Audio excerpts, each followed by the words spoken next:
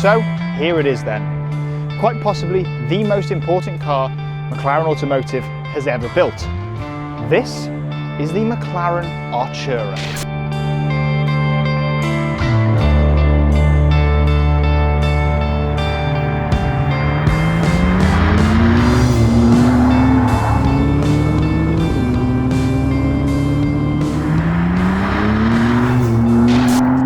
Even though it looks unmistakably McLaren in its design, this is no 570S facelift. This is an entirely new car. Sitting within the new MCLA carbon composite monocoque tub is no longer the usual V8. No, the Artura uses a new twin turbocharged V6, which is mated to a 5-module 7.4 kilowatt-hour battery. Yep, the Artura is a hybrid. The Artura can deliver up to 19 miles of pure electric driving. And I know that doesn't sound like a lot, but I think that's really impressive. And what's it like to drive a McLaren, a supercar, on pure electric?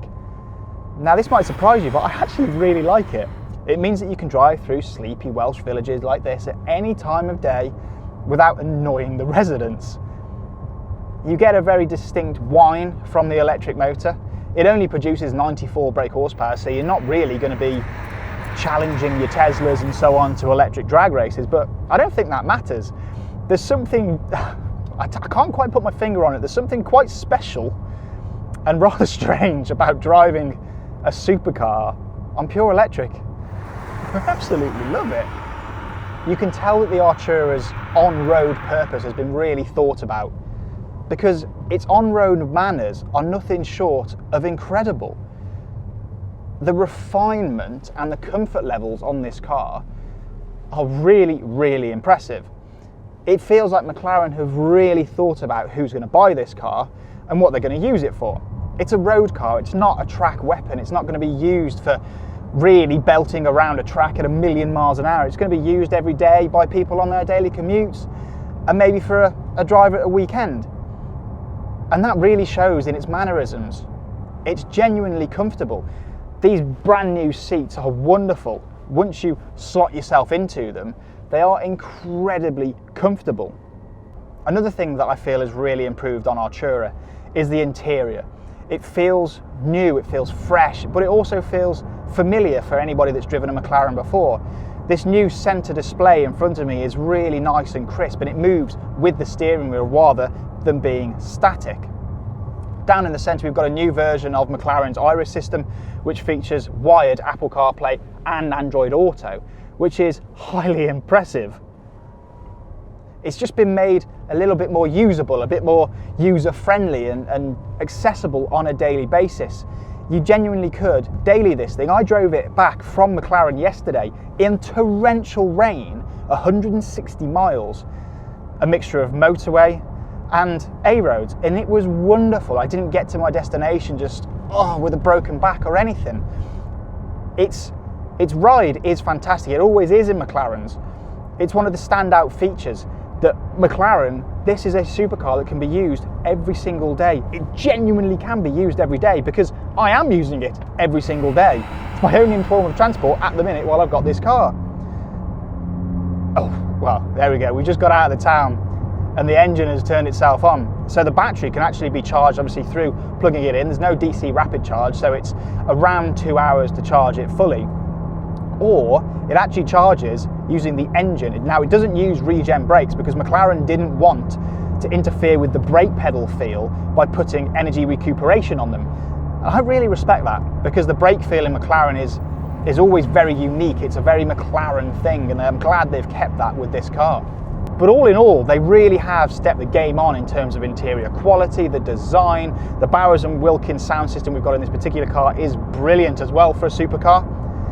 And it always is so easy to see out, it's so usable every day, McLaren. It's just a fabulous place to sit and a really wonderful car to drive every single day. You can of course change things up by using the drive control switches, which are no longer down here, they're up here, just by the control unit. Now, on the right hand side we have powertrain, on the left we have handling. So, if you switch it up to comfort, the 3 litre twin turbocharged V6 burst into life, which adds another 577 brake horsepower to the party, on top of the already 94 brake horsepower from the electric motors. And then switch it up 1 or 2 more up to sport or track, put it into manual, switch the handling into sport. Then the Artura's other personality comes out.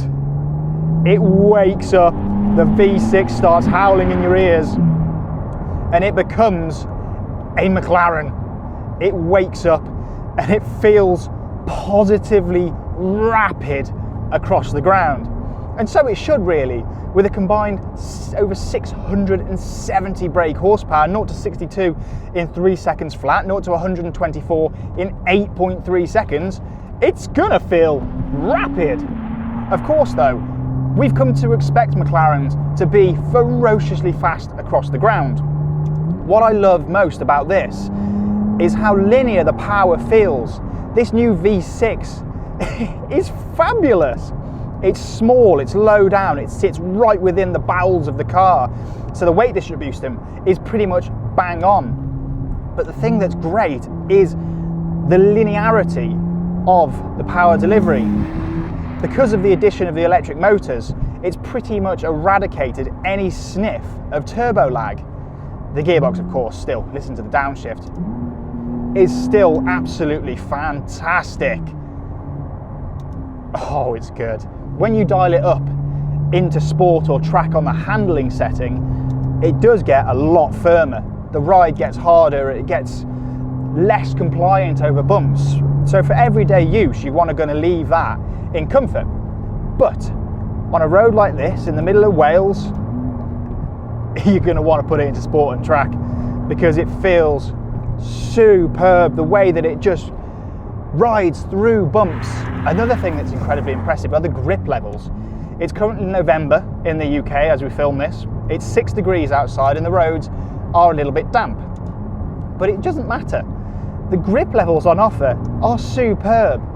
If you're a bit of an idiot with it, of course you can make it unstick, but when it does let go, it's progressive. It doesn't feel like it's wanting to kill you. It feels like it wants to reward you. It feels like it's so manageable on the limits of grip and just at all times. But for me, the big highlight, as it is with most McLarens, is the steering. If you were to design your dream supercar, your perfect supercar from different attributes, it would absolutely steer like a McLaren, and the Artura is no exception. It's got a perfect weight to it, a perfect feel, the perfect pace. It's just fabulous. The way that it allows you to string together a group of corners is nothing short of sensational. It has a beautiful fluidity to it in the way that it corners, and it just gives you so much confidence. You know exactly where the front is, helped by this incredible view out. It's superb. That V6 has bucket loads of character. Well done, McLaren. You've created something here which is just oozing in character and playfulness.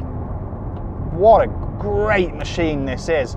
When you really want to get up it, it wakes up and becomes a proper supercar with, actually, I would say, sports car credentials, and that's a big positive.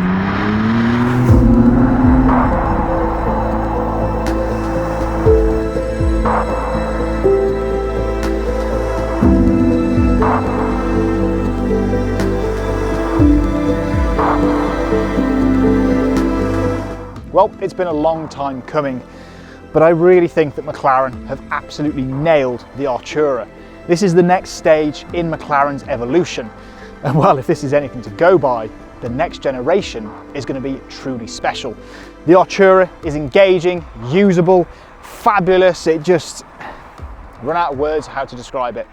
Thank you guys ever so much for watching. Please like this video and subscribe to the channel for plenty more content to come. And I'll see you guys again really soon.